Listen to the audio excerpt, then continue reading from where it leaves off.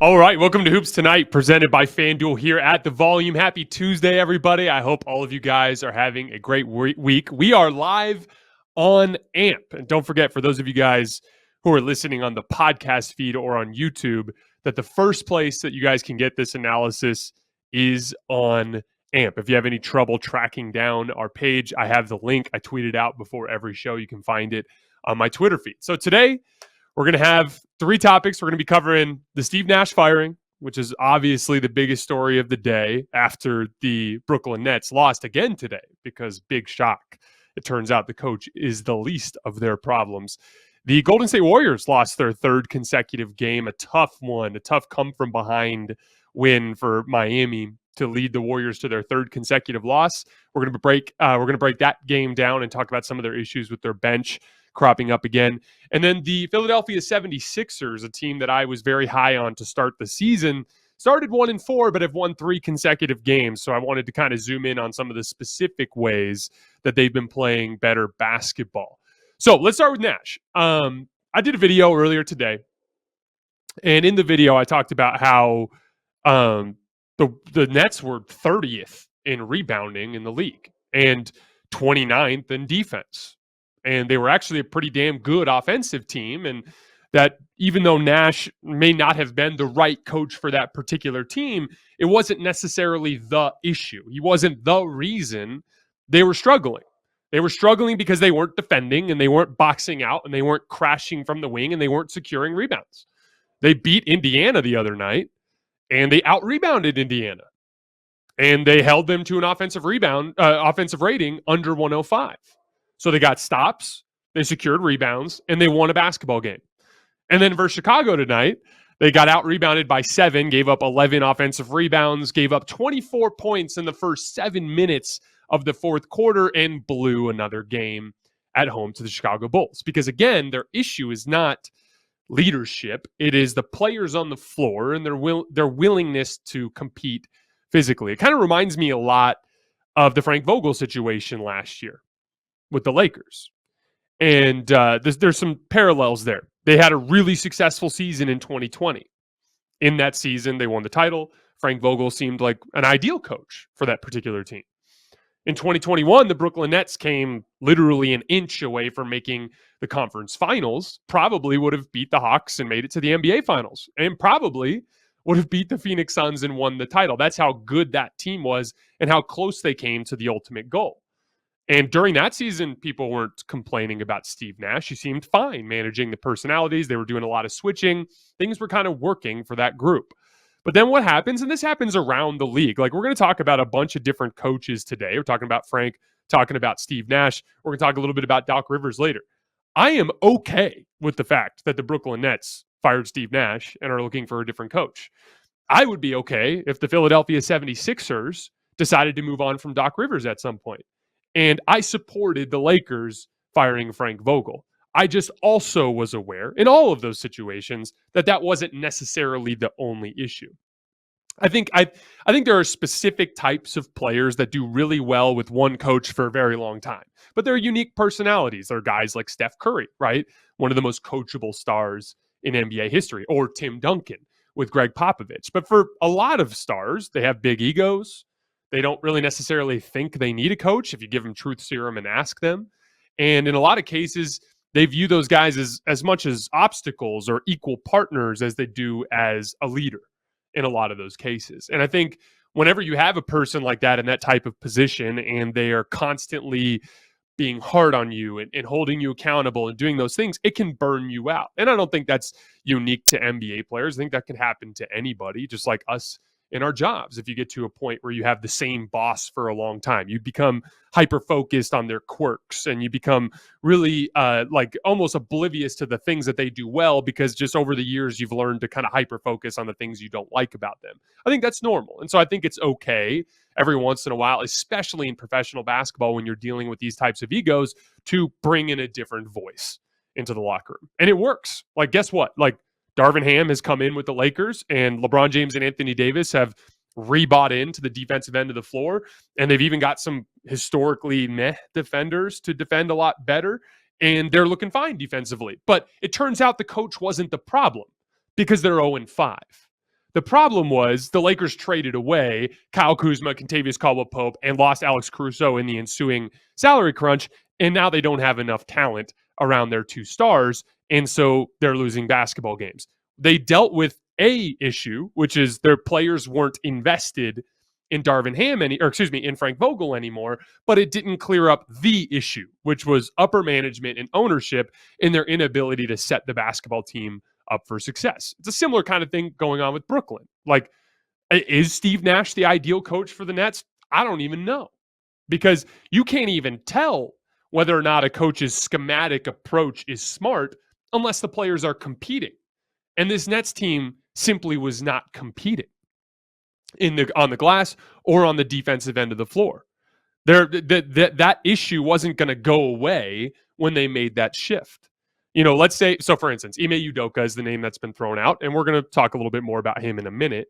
But Ime Udoka is famous for being a guy that demands a lot of his players and brings a certain amount of toughness, right? That was what he did with the Boston Celtics last year. But at the end of the day, if he comes in and he asks them to do the same things that Steve Nash asked them to do, and they do it for Ime Udoka after not doing it for Steve Nash, then yeah, it's a smart move. But at the end of the day, it's on the players. It's not on the coach.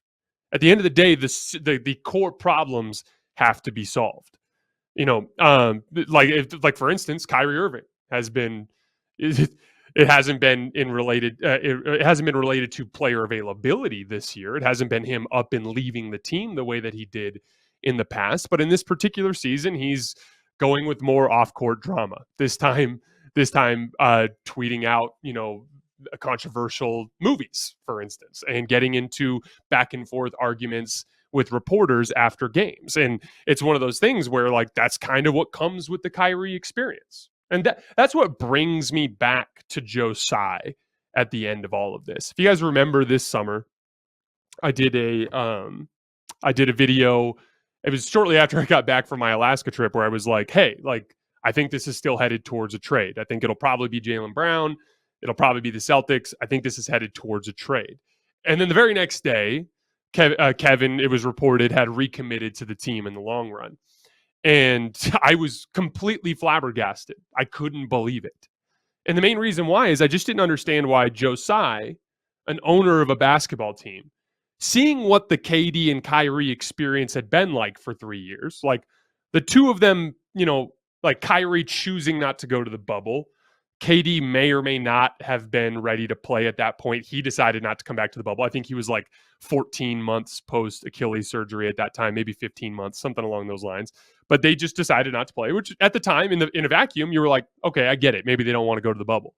But then you go into the next season and, both guys miss a bunch of time with injury. You come close, but it doesn't work out. The following season, Kyrie Irving is dealing with the vaccination thing. He actually in the 2021 season, he straight up left the team twice without even telling Steve Nash. There were all these things that were going wrong and a whole lot of a lack of basketball success to make it all worth it.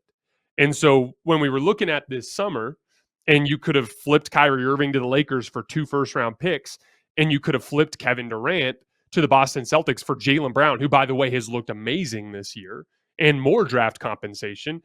And then maybe you could flip Ben Simmons. You had the opportunity to push that reset button and to put an eye towards the future, to build a basketball team with a more likable identity, more of a team that competes. I always talk about the difference between loving basketball and hating losing and how they manifest. Got teams that hate to lose, they compete physically on every single possession. Teams that love basketball, they can have a lot of fun. They can have good offensive nights. But if you don't have that other piece, which is the hatred of losing, you're going to struggle to win basketball games. And after all of that, I just thought he'd hit that eject button. And when he decided to bring everybody back and say, hey, let's go at this thing again, I was stunned. So then we come into this season, and the Nets start by losing all these games. And Kyrie Irving's bringing the drama. And you're sitting there and you're thinking, maybe now he'll do it. Maybe now this is the time where he'll finally hit that eject button, trade everybody, and rebuild. And that's where the Ime Udoka thing is so interesting to me. when Ime Udoka we don't even know what happened with him in Boston, which is a whole other wrinkle here. I was joking with my producers earlier today, and one of them said, like, hey, like, how does this go down in the press conference? Like, do you ask Ime what happened? Does he just say no comment? Does that lead to a whole bunch of other issues? Like, it's a really awkward situation. Joe Tsai would rather do that to bring in the guy that would allegedly fix this group and their toughness and their physicality. He went that direction rather than blowing things up.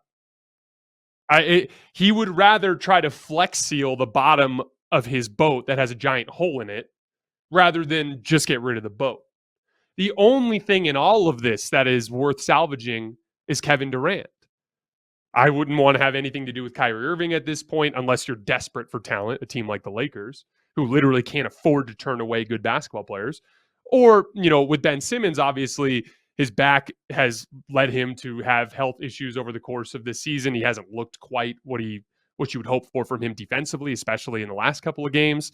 So that's, not necessarily something you want to build around. Nick Claxton is fine, right? Joe Harris has had a ton of health issues. There's nobody there that you're married to. And Kevin Durant's obviously still the franchise cornerstone that you want. But that particular franchise cornerstone is clearly unhappy, and you're incapable of putting around him a real contender of a team. Yeah, they have a puncher's chance, but they don't have a real contending team. If you end up in a playoff series against Milwaukee, you're picking Milwaukee. If you end up in a playoff series against Boston, you're picking Boston in both of those matchups. So I just was truly, truly stunned that Joe Tsai continues to head down this path. In bringing in Ime Udoka, with all the controversy surrounding him, tells me that you would rather have more headache to try to salvage this clearly unsalvageable situation than just take the obvious out here. And if you do, you're going to immediately come back with a ton of assets and be set up to rebuild for the future.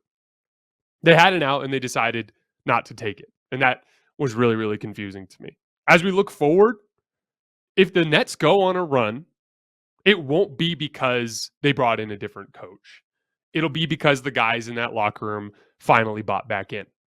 It'll be because Kyrie Irving, focused on what was happening on the basketball court. It'll be because Kevin Durant played like a two-way superstar. It'll be because the other players around them start competing in all of the effort, energy, and focus parts of the game. So, I in a vacuum, I don't have any issue with firing Steve Nash, just like I had no issue with firing Frank Vogel, just like I wouldn't have an issue if the Sixers fired Doc Rivers. But make no mistake, that's only one small step in the long journey that it takes to fix the problem that those two teams in particular have.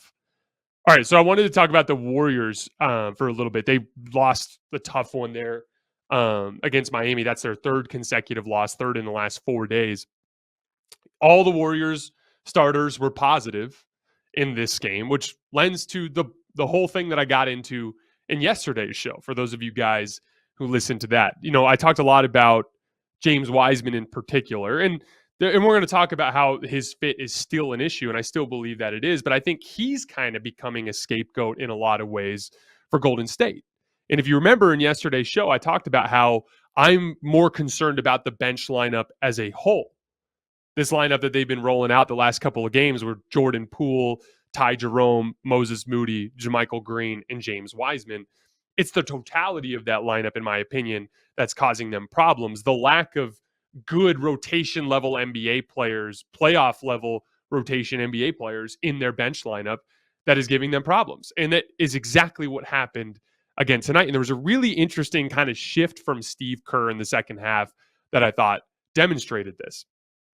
So, for instance, in yesterday's show, I said specifically that Steph and Draymond had only played 11 possessions with James Wiseman all season. So even though he's been a disaster and he's been a huge net negative, I can't remember exactly what the numbers were from yesterday, but it was like 100-something minutes, and he was almost minus 50. So the Warriors are getting destroyed with Wiseman on the floor. But he had almost never played with Steph and Draymond. He had only amounted to 11 possessions so far this season with those two. And so I had been talking, actually I was texting with a couple of different Warriors fans today, including someone who covers the team, talking about like, why don't they stagger it better? Why don't they try to have more overlap between the starting lineup and the bench lineup instead of doing it like line shifts, sending out this limited team that's obviously going to struggle. And Kerr tried that in the second half. So in the first half tonight, he ran James Wiseman with Jordan Poole, Ty Jerome, Moses Moody, JaMychal Green. They got destroyed. But in the second half, they actually subbed Wiseman in early with about 7.5 minutes left in the third quarter, ran him with Steph and Draymond, and he had a good shift. There was a 4-minute shift where he was +2. He had a couple of buckets, including a really nice alley-oop on his first play. And then Wiseman checked out with 3.5 minutes left in the third quarter, and Kevin Looney ran with the bench group. So it was that same group: Jordan Poole, Ty Jerome, Moses Moody, and JaMychal Green with Kevon Looney instead of James Wiseman, and they still struggled. They went -5. And when Steph and Dre checked back in the game, it was only a 3-point lead instead of an 8-point lead, which kind of lends credence to what I was talking about yesterday, which is, look, is Wiseman a bad fit? Yes, we talked about that yesterday. He's more of like a traditional rim running big who can have some success in drop coverage, but he struggles with physicality.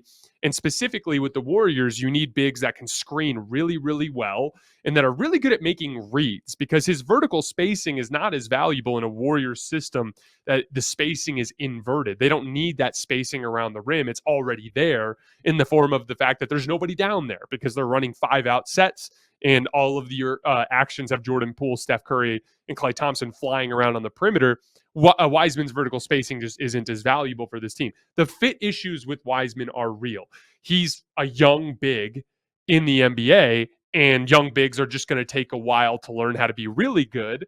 And right now, he's not going to be a super functional piece with this team. That is true. But the larger issue with the Warriors right now is the rest of that lineup. That's Jordan Poole, a bad defender in this league. Ty Jerome, a below average defender in this league. Moses Moody, he might one day be a good defender in this league. But right now, they're putting him through the fire, having him guard the other team's quickest perimeter player every night, and he's struggling. And then JaMychal Green's been good. He's knocking down shots. He's battling on the glass. He's playing with physicality. There's a lot of good that he does, but he's not a quick player. He's not containing ball handlers. And so when you put 4 weak perimeter defenders and one non-defensive player of the year type of big if this is not Anthony Davis you're putting out there. James Wiseman might one day be a great defensive big. He's not there yet. Kevon Looney is a solid defensive big, and he does well with the great Warriors lineups with great perimeter defenders, but he's not Anthony Davis. He's not going to clean up every single mess that the perimeter players make. And so I think in this case, like, yes, do the Warriors have a Wiseman issue? Yeah, and that needs to be dealt with. But the larger issue is they need like 1 or 2 more really solid NBA veteran role players that can come in off the bench and make those bench lineups more successful. Because, again, you got to think about the way it's going to work in the playoffs. Right now, Draymond Green's on a minute restriction. Right now, Klay Thompson's on a minute restriction. So there's going to be more overlap between the bench lineups and the starting lineup. You won't have as many minutes from guys like Ty Jerome, JaMychal Green, Moses Moody, so on and so forth. But you still need some minutes from players in those particular roles. And right now, those guys aren't good enough. And so again, I told you guys this last year, Gary Payton II, when he was on the floor in the playoffs, the Warriors were positive. When he was off the floor in the playoffs, the Warriors were negative. They've always needed those really good bench defensive players to come in, just like Andre Iguodala did for all of those years. And I think as we've zoomed out from this championship run, it's become more apparent that guys like Otto Porter Jr. and Gary Payton II were really, really important. And part of the issue here is just young players and them generally taking a while to learn how to do this stuff. Every single one of you guys who's listening, who's a little bit older, if you play in men's leagues or if you play pickup games, you've all seen the games where you're playing against the 17, 18, 19-year-old kids who are super talented, but they don't really know how to win basketball games. and you beat them despite not having as much talent, just because you've been playing for a lot longer and you just kind of are more familiar with how to do the little things that win games. Obviously, at the NBA level, it's a much more dramatic version of that because those guys have also been playing basketball for a very long time, but it's a similar concept. And 18, 19, 20, 21, 22, anything up to 25, that age range of basketball players, they just don't quite have the understanding of how important the little things are. Whereas the veterans, the guys that are 25 to 35, they understand that their place in the league, particularly role players, they understand that their place in the league depends on their willingness to do those things. They've been on rosters where they didn't get minutes because they weren't good at those things. They've been on rosters where they got a huge role because they were great at those particular things. And so that's become their identity. Those guys like Gary Payton II, he's only in the league because he's one of the best defensive guards. He was out of the league for a while. He clawed his way back into the league because he leaned heavily into those specific things. That's the gap in understanding between young players and older players, which is why guys like LeBron have always wanted older veteran players on his roster, even sometimes to his own detriment. There's a reason why that type of player brings a lot of value. So what's the way you look forward from here? Maybe Moses Moody figures it out in time. Maybe James Wiseman figures it out in time. But it's somewhat unlikely. It's somewhat unlikely that at their age, in a huge playoff series against the Denver Nuggets or the LA Clippers or whoever it might be that they run into in the Western Conference, it's far more likely that those guys aren't ready. And that's just going to be a bet that Joe Lacob's going to have to make. He's going to have to bet either on those guys making those improvements or looking at the reality of the situation, which is your starting lineup is still crushing everybody. Like literally crushing everybody. Before tonight's game, they were like 127 offensive rating and a 100 defensive rating. Tonight, that got even better, or was more or less the same level of dominance. But you're falling off a cliff when you go to your bench. So you can either bank on that improving over the course of the season, or you can invest in this particular group. And it's going to be a tough decision. And I'm really curious to see which direction they start to go. All right, before we get out of here, let's talk about the Sixers for a minute. So they started 1-4, but like I said, they had some fixable problems. If you remember, they were second in half court offense in that first 5-game stretch. I went over some metrics like Tyrese Maxey was having the highest scoring season of his career on the high and also on like 58% true shooting or whatever it was. And Tobias Harris was having his first year with the Sixers shooting over 40% from three. James Harden has had a lot of really good games. Joel Embiid has still been every bit as productive as he usually is. Everyone's great offensively, and the team is scoring really, really well. But they were getting destroyed on the defensive end of the floor, particularly in transition. They were the worst transition defense in the league by a mile. And specifically, one of the things that was causing those problems was Joel Embiid. And when he misses shots around the rim trying to draw a foul, he'll flop and flail and complain to the refs and not run back on defense, which for the record is a problem that the vast majority of scoring bigs in the league have, including Anthony Davis for the Lakers, who probably would be your early season defensive player of the year candidate if he didn't have so many bad transition defense games mixed in at that point. And he might still be, but that's his big weakness. A lot of bigs, particularly ones that take a lot of shots around the rim, difficult shots, they struggle running up and down the floor. And it's been killing the Sixers. And there's a lot of metrics that kind of show that. So since the 1-4 start, they beat Toronto, they beat Chicago, beat Washington. Embiid missed 2 of those games. In that 3-game span, according to Cleaning the Glass, the Sixers were 12th in transition defense instead of 30th. As a result, in that span, they've only given up 105.8 points per 100 possessions, which ranks 3rd in defense among every team over their last 3 games. Overall on this season, the Sixers are 29.1 points per 100 possessions better in transition defense with Embiid off the floor, according to Cleaning the Glass. They're just quicker, and they do better in that open floor game. It's not really all that complicated. If you have an amazing offense, which the Sixers do, and you also defend, you're going to win basketball games. Early in the season, they weren't defending, in large part in transition. In the last 3 games, they've been defending, especially well in transition compared to the way they usually do, and they're winning basketball games. They're getting great offensive production, right? Like Tyrese Maxey was great against Toronto. Embiid himself was great against Chicago. James Harden had a 17 assist game against Washington the other night. But that's not the issue. The issue was never the offensive end of the floor. They just needed to clean up the details. And if you guys remember, I did a whole thing on Doc Rivers. And again, like, if the Sixers decide to, let's say that this 3-game stretch is an anomaly and then they go back down and have a bunch of issues, I would understand moving on from Doc Rivers. He's not personally my favorite coach anyway, as it pertains to just how stubborn he is and how slow he is to adjust in a playoff environment. But if the Sixers decide to move on from Doc, I would understand that and support that, because this particular group, up until this 3-game stretch, wasn't really tuned in to what he's been asking them to do on the defensive end of the floor. So at the end of the day, though, like we talked about, same thing with Brooklyn, same thing with the Lakers. The reason why the Lakers are defending better under Darvin Ham is the players are defending better. They're just playing harder. Some of it's scheme, most of it is effort. The Nets aren't going to improve defensively until those guys start actually doing the work. And the same thing goes for the Sixers. They've done the work for 3 games and they've won 3 games as a result. At the end of the day, the players do have to do the work. You're just paying attention to whether or not those players are bought into their head coach. But a lot of basketball left. But the Sixers, look, winning cures everything. They lost a game to San Antonio the other night, or last weekend, I think, and it looked like the sky was falling. But then you go out and you win a couple basketball games, everything looks fine. The Lakers are going to play the Pelicans at home tomorrow night. If they beat the Pelicans, and I don't feel great about it right now, but if they beat the Pelicans, you can take a deep breath and go, okay, we've figured some stuff out. We're one of the best defenses in the league. Now we're winning games. Brooklyn, if you just play defense in the fourth quarter and you get a better shooting performance out of Kyrie Irving, you beat the Chicago Bulls tonight, you're on a 2-game winning streak, things start to look better. It's never too late to change the way you're playing.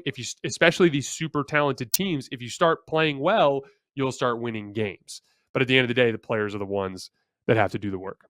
All right, that is all I have for tonight. The plan for tomorrow is we'll be doing a show like this on AMP right after the Celtics Cavaliers rematch, which I'm very excited for, in the early slate. And then tomorrow night, Pelicans Lakers will be going live on YouTube right after the final buzzer of that game. As always, I sincerely appreciate your guys' support, and I will see you tomorrow.